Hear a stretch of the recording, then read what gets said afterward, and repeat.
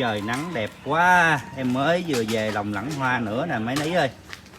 Đem về là phải bung bao ra cái phơi cho mai nó nở hoa, nó bung dù lên gọi là mai dù. Ha ha ha. Hàng chạm máy có, hàng chạm tay có, hàng phối mung có. Đẹp quá trời đẹp. Các anh cần gì thì cứ liên hệ với em nha. Lẵng hoa của nhà Huy Hào Hoa.